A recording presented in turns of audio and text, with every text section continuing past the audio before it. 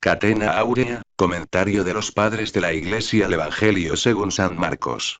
Capítulo 7. Lectura bíblica. Evangelio según San Marcos, 7, 1, 13. Acercáronse a Jesús los fariseos y algunos de los escribas conocidos de Jerusalén. Y habiendo observado que algunos de sus discípulos comían con manos inmundas, esto es, sin habérselas lavado, se lo vituperaron. Porque los fariseos, como todos los judíos, nunca comen sin lavarse a menudo las manos, siguiendo la tradición de sus mayores. Y si han estado en la plaza, no se ponen a comer sin lavarse primero. Y observan, muy escrupulosamente, otras muchas ceremonias, que han recibido por tradición, como las purificaciones, o lavatorios, de los vasos, de las jarras, de los utensilios de metal y de los lechos. Preguntábanle, pues, los escribas y fariseos: ¿por qué razón tus discípulos no se conforman con la tradición de los antiguos, sino que comen sin lavarse las manos? Mas Jesús les dio esta contestación: Oh hipócritas, bien profetizó de vosotros Isaías en lo que dejó escrito: Este pueblo me honra con los labios, pero su corazón está bien lejos de mí. En vano, pues, me honran, enseñando doctrinas y ordenanzas de hombres. Porque vosotros, dejando el mandamiento de Dios, observáis con escrupulosidad la tradición de los hombres en lavatorios de jarros y de vasos, y en otras muchas cosas semejantes que hacéis. Y añadíales: Bellamente destruís el precepto de Dios, por observar vuestra tradición. Porque Moisés dijo: Honra a tu padre y a tu madre, asistiéndolos en todo. Y quien maldijere al padre o a la madre muera sin remedio. Vosotros, al contrario, decís: si uno dice a su padre o a su madre cualquier corbán, esto es el don, que yo ofrezco a Dios por mí, cederá en tu provecho, queda con esto desobligado de hacer más en favor de su padre o de su madre. Aboliendo así la palabra de Dios por una tradición inventada por vosotros mismos. Y a este tenor hacéis otras muchas cosas. Versículos 1, 13. Veda, in Marcum, 2, 29. Los hombres de la tierra de Genesaret, que parecían menos instruidos, no vienen solos, sino que llevan sus enfermos al Señor, para poder siquiera tocar la franja de su vestido. Pero los fariseos y escribas, que debieran ser los doctores del pueblo, acuden al Señor, no para buscar la salud, sino para promover controversias. Acercáronse a Jesús los fariseos, etc. Teofilacto. Los discípulos del Señor, que habían aprendido a hacer solo la virtud, comían sin haberse lavado las manos. Y queriendo los fariseos encontrar un pretexto, aprovecharon esta ocasión. Y no los reprocharon por transgresores de la ley, sino por transgresores de las tradiciones de sus mayores. Porque los fariseos, como todos los judíos, nunca comen sin lavarse a menudo las manos, siguiendo la tradición de sus mayores. Veda, in Marcum, 2, 29. Habían recibido en un sentido material las palabras espirituales de los profetas, que se referían a la corrección del espíritu y del cuerpo, diciendo: Lavaos y sed puros. Is 1, 16. Y purificaos los que lleváis los vasos del Señor. Is 52,11, y observaban solamente estos preceptos lavándose el cuerpo. Por tanto, es necia la tradición de lavarse varias veces para comer, habiéndolo hecho ya una vez, y de no comer nada sin hacer antes estas purificaciones. Pero es necesario para los que desean participar del pan que baja del cielo, el purgar con frecuencia sus obras con limosnas, lágrimas y los demás frutos de justicia. Necesario es igualmente purificar bajo la acción incesante de los buenos pensamientos y obras las manchas que podamos contraer en los cuidados temporales de los negocios. Así, pues, inútilmente se lavan las manos los judíos y se purifican exteriormente mientras no lo hagan en la fuente del Salvador. En vano purifican sus vasos, siendo así que descuidan en lavar las verdaderas manchas de sus cuerpos, esto es, las del espíritu. Preguntábanle, pues, los escribas y fariseos: ¿por qué razón tus discípulos no se conforman con la tradición de los antiguos, sino que comen sin lavarse las manos? San Jerónimo, in Mattheum, 15. Admirable ceguera de los fariseos y escribas. Objetan al Hijo de Dios, porque no observan las tradiciones y preceptos de los hombres. La palabra latina común se pone aquí con la significación de inmundo. El pueblo judío, considerándose parte de Dios, llama comunes ciertos platos de que usan todos, como las ostras, la carne de puercos, las liebres y otros semejantes. Pseudo, Jerónimo. El Señor destruye el aullido de los soberbios fariseos, como con un arma de dos filos. Esto es, con la increpación de Moisés y de Isaías, para que venzamos a los repugnantes herejes con la palabra de la Escritura. Mas Jesús, dice, les dio esta respuesta.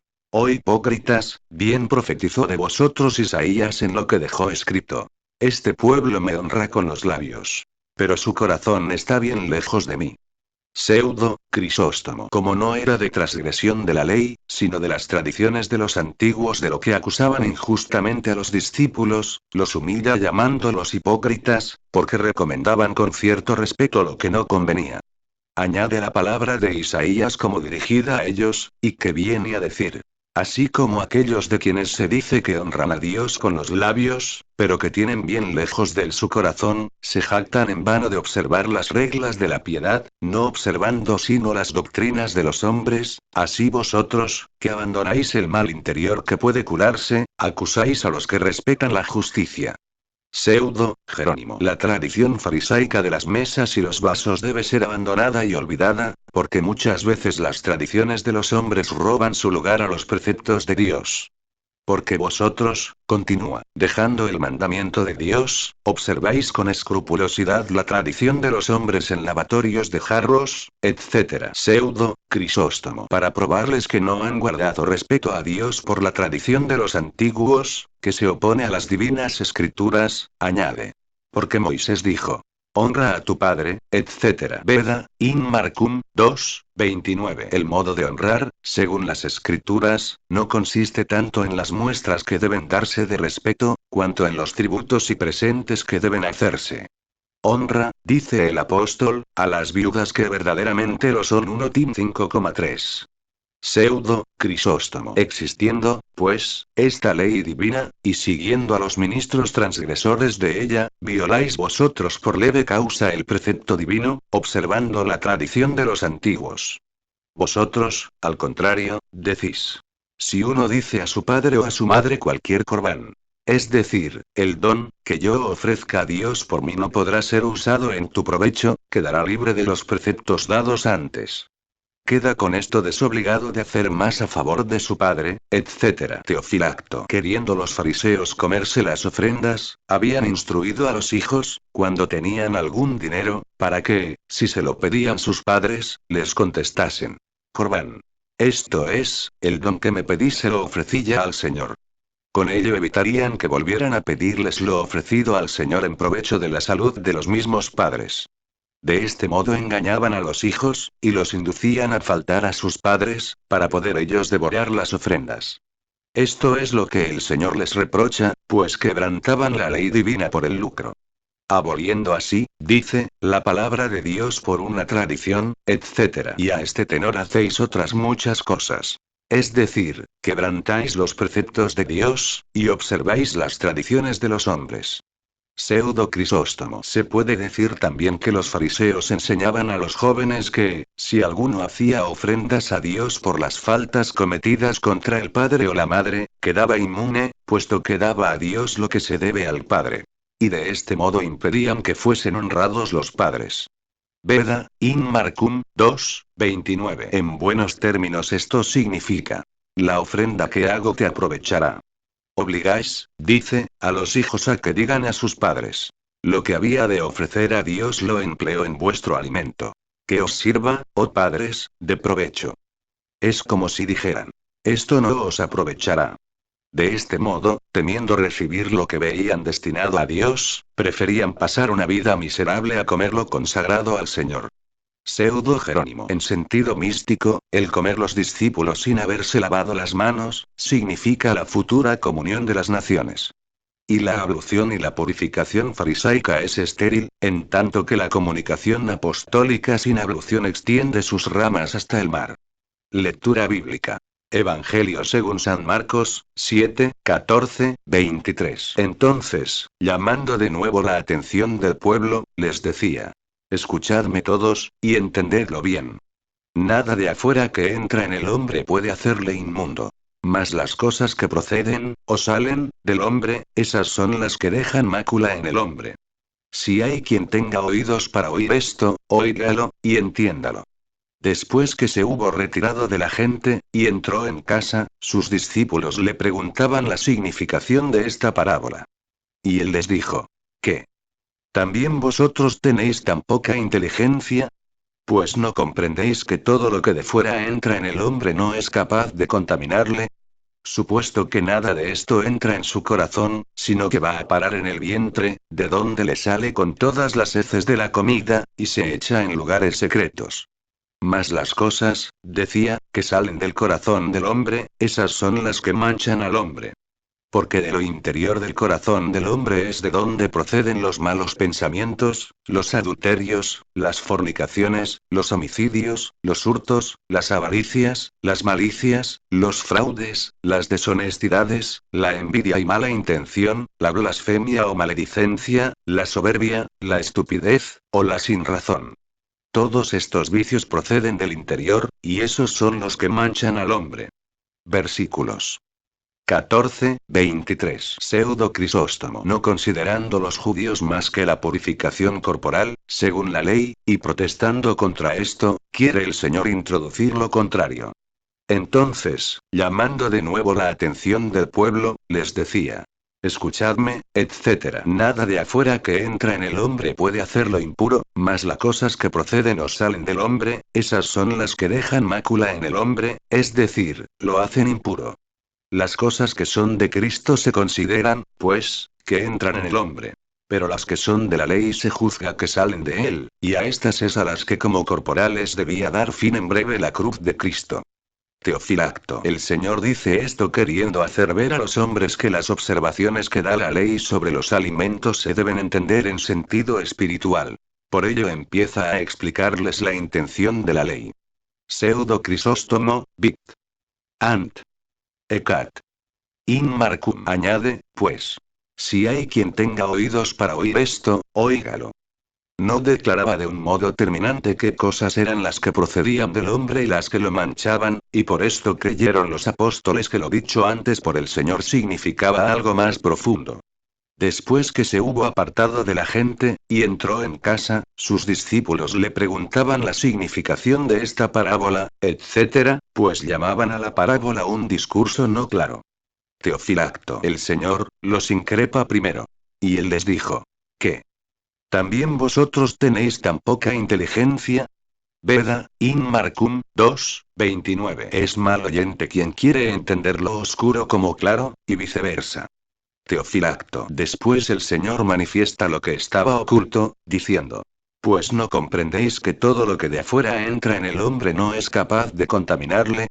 Veda, in Marcum, 2, 29. Jactándose los judíos de tener parte con Dios, llamaban ordinarios a los alimentos que consumen todos los hombres, como las ostras, las liebres y otros parecidos.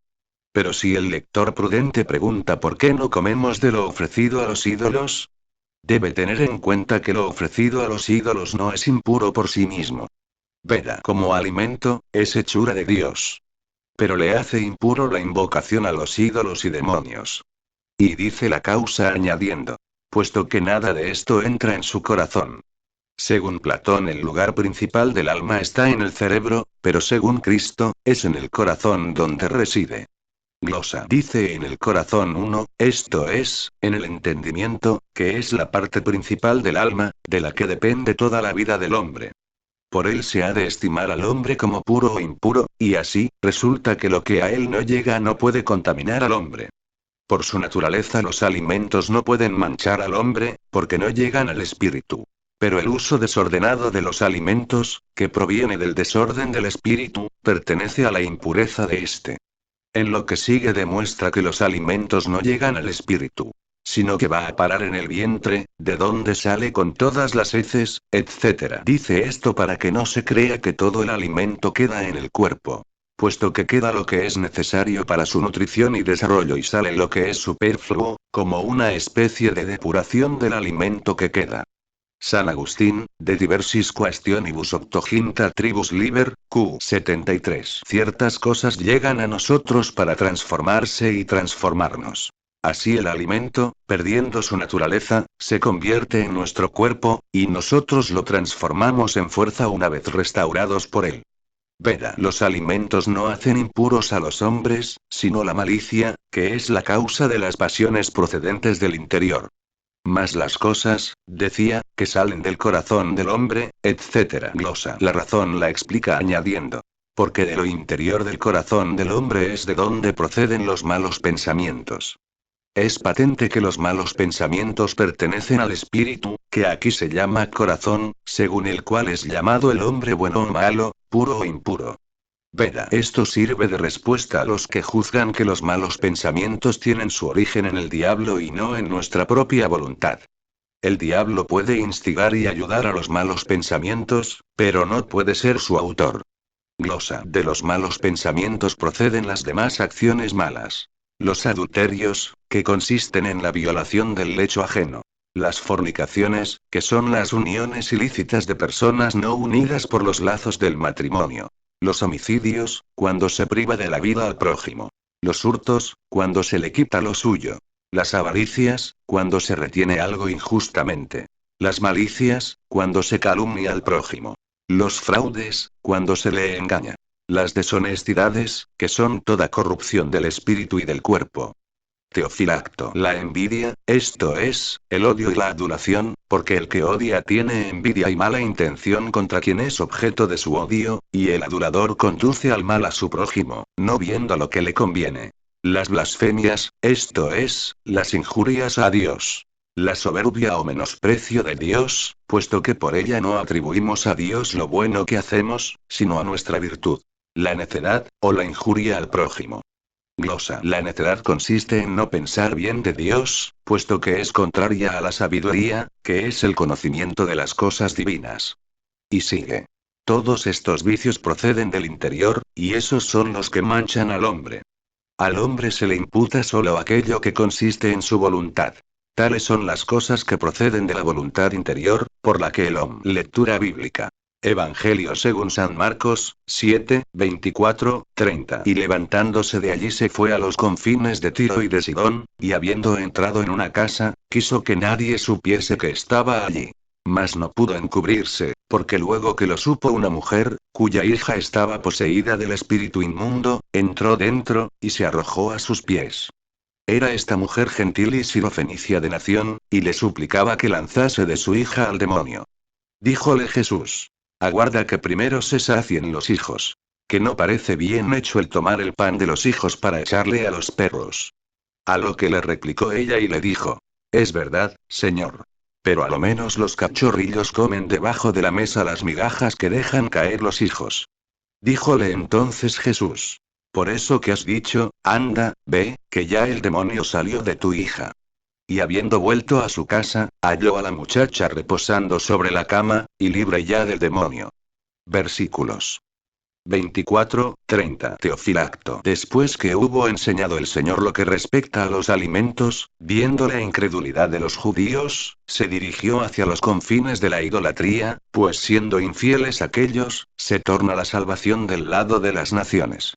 Y así dice. Partiendo de aquí se dirigió hacia los confines de Tiro y de Sidón. Pseudo Crisóstomo, Vict. Ant. Ecat. In Marcum. Tiro y Sidón eran lugares de los cananeos. A ellos fue el Señor, no como a pueblo de amigos, sino como a un pueblo que nada tiene de común con los ascendientes del Señor, a quienes habían sido hechas las promesas. Y fue sin que los de Tiro y Sidón se dieran cuenta de su llegada.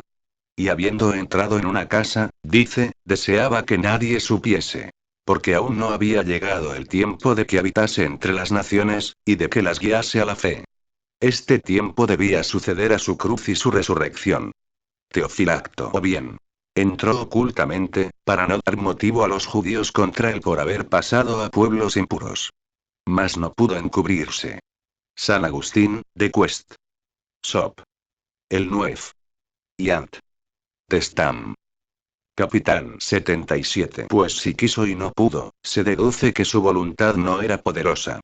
¿Y cómo es imposible que no se cumpla la voluntad del Salvador, y no puede querer lo que no debe suceder? Debemos decir que lo que ha querido es lo que ha sido hecho. Hay que advertir que esto sucedió en los confines de la gentilidad, a la que no era tiempo aún de anunciar la fe. Pero viniendo espontáneamente a ella, solo la envidia podía oponerse a que la recibiera. Así que convenía que los discípulos no divulgaran la presencia del Señor. Sin embargo, fue divulgada por otros que lo vieron entrar en la casa, y se supo que estaba en ella. No quiso que lo anunciaran los suyos, sino que lo buscasen los que quisieran, y así sucedió. Beda, in Marcum, 2:30. Habiendo entrado en la casa, mandó a sus discípulos que no dijesen quién era Ana de aquel país desconocido. Enseñándoles de este modo con el ejemplo que ellos, a quienes confería la gracia de curar a los enfermos, debían declinar cuanto pudieran la gloria humana que recibiesen por los milagros que hicieran. No debían cesar por eso en la piadosa obra de hacerlos cuando lo mereciese la fe de los buenos, o los obligaré a ello la incredulidad de los perversos.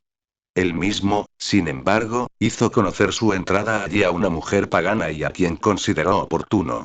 San Agustín, de Quest. Sop. El Nuef. Y Ant. Testam. Capitán 77. Finalmente, oyendo hablar de él, entró la mujer canánea, la cual no hubiera conseguido el beneficio que deseaba si no se hubiese sometido antes al Dios de los judíos. Porque luego que lo supo una mujer, etc. Pseudo Crisóstomo, Vict. Ant. Ecat. In Marcum. Quiso el Señor mostrar con esto a sus discípulos que había abierto también a los gentiles la puerta de la salvación. Por esta razón se nombra el país de esta mujer. Era una mujer pagana, sirofenicia de nación, esto es, de la Siria de Fenicia.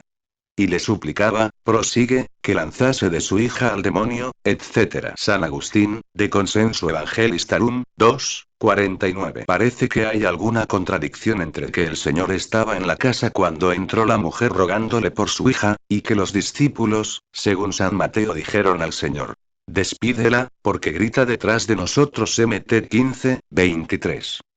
Pero lo que esto parece indicar, es que aquella mujer iba detrás del Señor, que andaba paseándose, haciéndole oír sus súplicas. Pero entonces, ¿cómo estaba en la casa?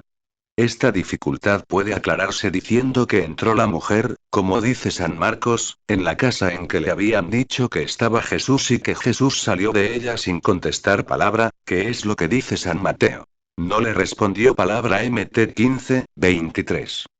Todo lo demás, que no ofrece ninguna discordancia, se explica de este modo.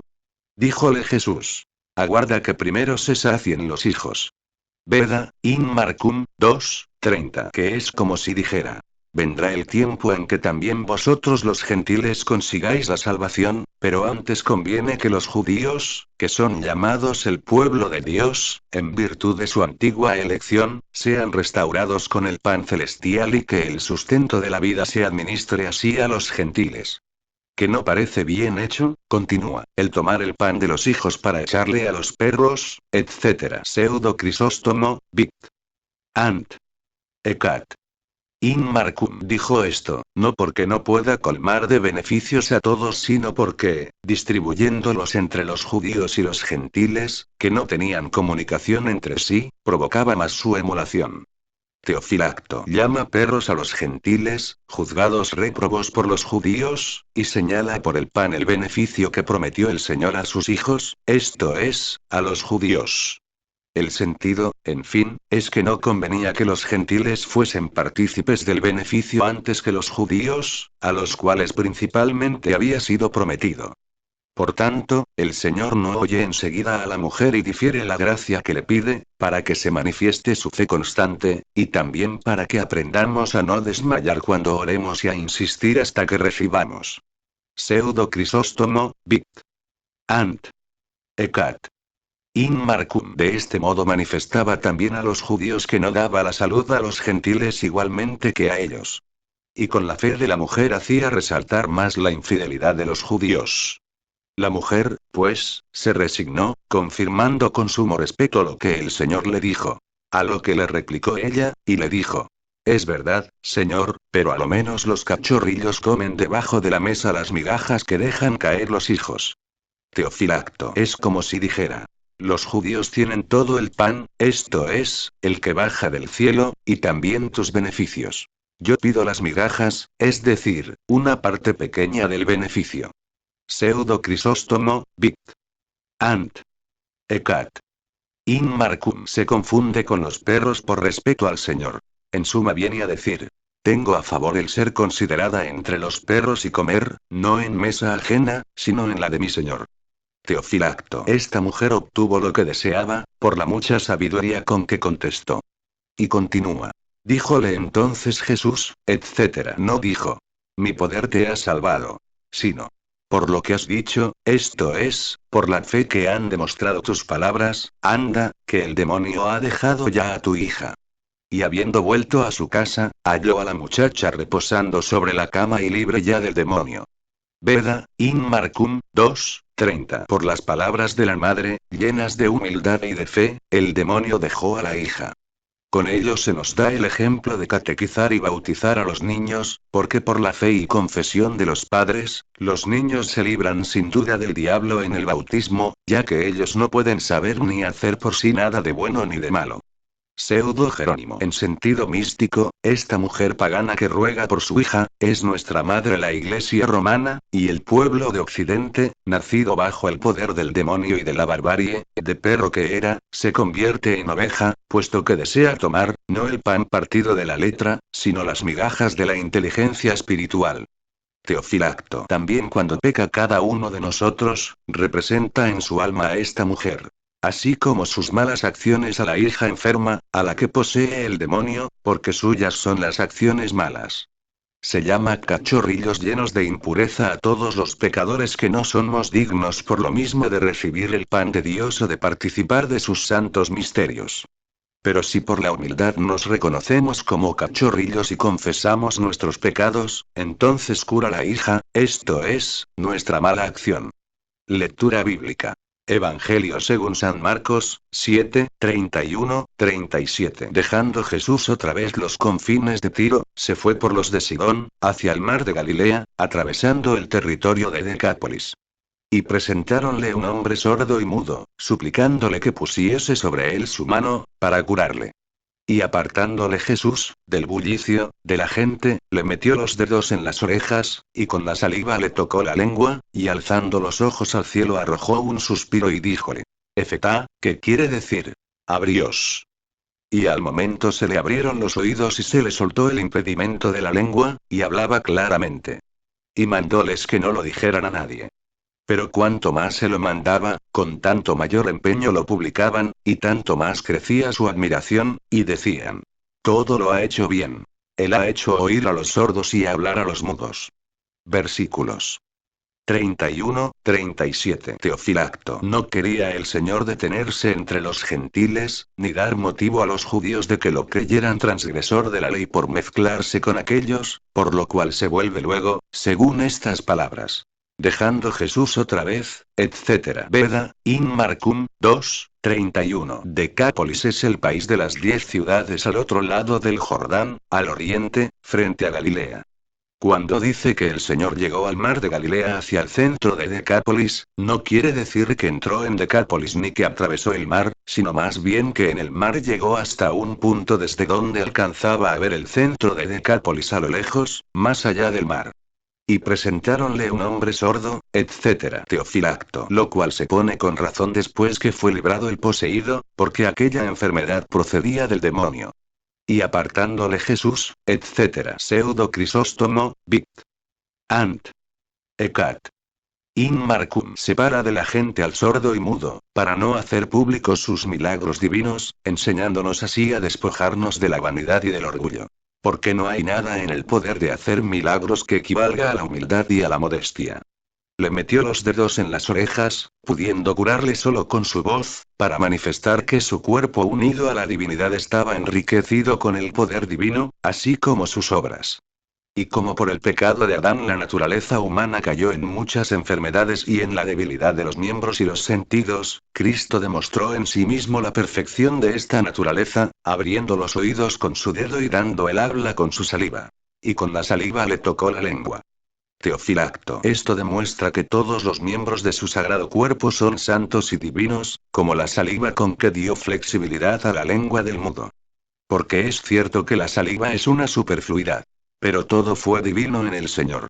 Y alzando los ojos al cielo, arrojó un suspiro, etc. Veda, in Marcum, 2:31. Alzó los ojos al cielo, para enseñarnos que es de allí de donde el mudo debe esperar el habla, el sordo el oído y todos los enfermos la salud.